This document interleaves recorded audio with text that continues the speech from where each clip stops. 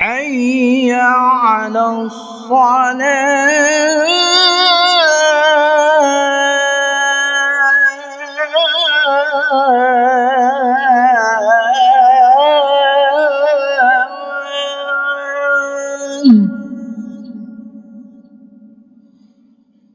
حي على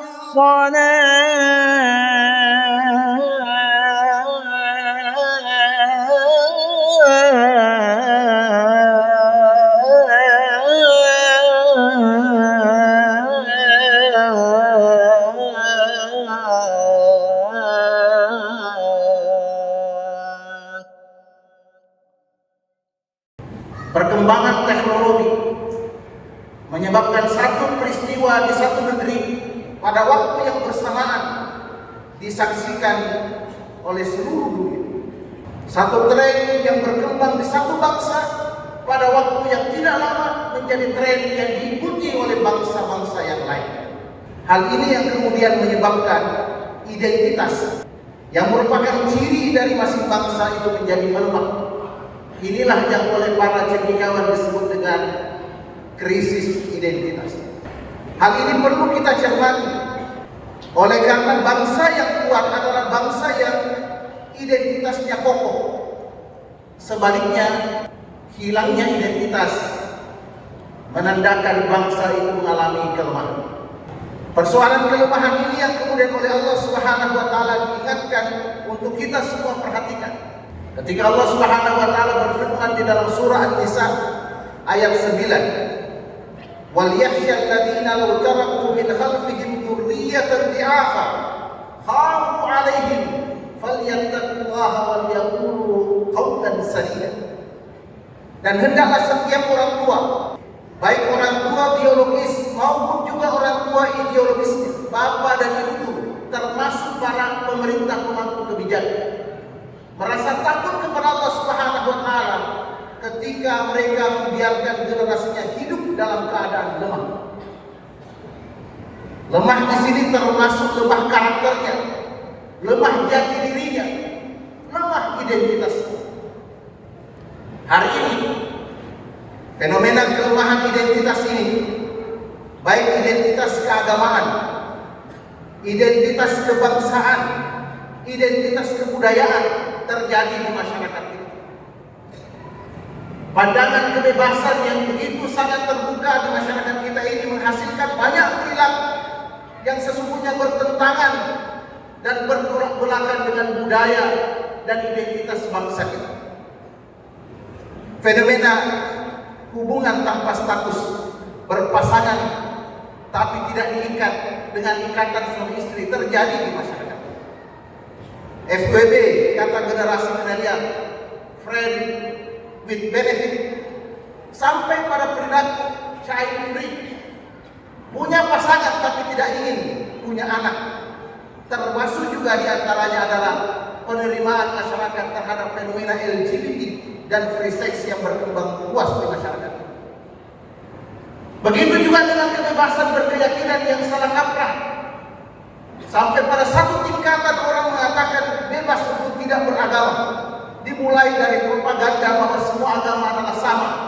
Sampai pada satu statement yang mengatakan agama adalah candu yang mesti dikhawatirkan.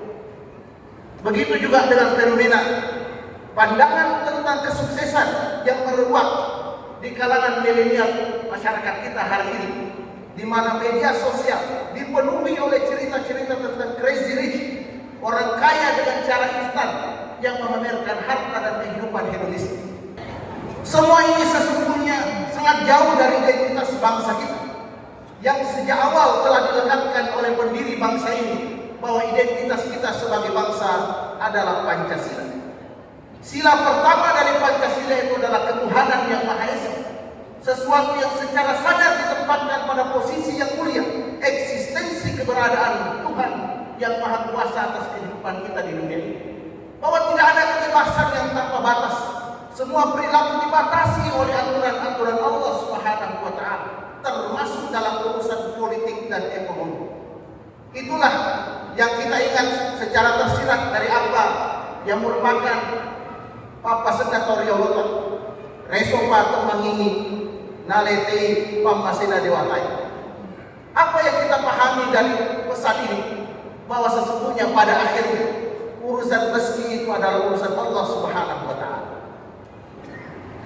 Begitu juga dengan sila kedua dari Pancasila, kemanusiaan yang adil dan beradab. Dalam terminologi agama disebut dengan al-insaniyah, penghormatan terhadap sesama manusia apapun latar belakang suku, bangsa dan agamanya. Rasulullah Shallallahu Alaihi Wasallam mengingatkan soal al-insaniyah ini dengan mengatakan dalam sabdanya, irhamu man fil ardi yarhamukum man fis sama. Sayangi sesama makhluk Allah di atas permukaan bumi ini, maka Allah akan menyayangi kalian semua.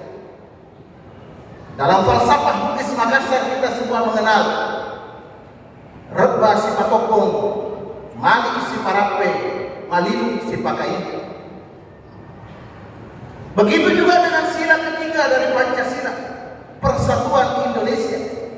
Kita kenal dalam terminologi agama ada istilah al-ukhuwah al-islamiyah, ukhuwah wataniyah, ukhuwah basyariyah. Kalau dalam tradisi Bugis Makassar kita kenal semboyan, Akbulo si batang, Acera si tongka-tongka. Begitu juga dengan sila keempat dan kelima, sila kerakyatan dan keadilan sosial, yang merupakan sesungguhnya adalah prinsip dasar dalam agama. Karena itu kaum muslimin dan muslimat, jamaah Jumat rahimakumullah, sesungguhnya identitas kebangsaan, keagamaan dan kebudayaan adalah merupakan senyawa yang tidak perlu ditabrakkan satu sama lain. Oleh karena nilai-nilai kebangsaan kita sangat Islam, dan nilai Islam sejalan dengan nilai kebangsaan, begitu pula dengan budaya. Semua terangkum dalam satu paket identitas yang disebut Pancasila. Bulan ini bulan Agustus, bulan kemerdekaan Republik Indonesia yang kita cintai.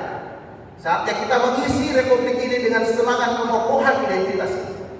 Kami di DPRD Provinsi Sulawesi Selatan menginisiasi rancangan peraturan daerah tentang pembinaan Pancasila di masyarakat kita. Dan saat ini telah berlangsung pembahasannya. Semoga dengan semangat mengokohkan kembali nilai-nilai Pancasila dalam kehidupan dapat menguatkan identitas generasi kita yang saat ini kita rasakan melemah.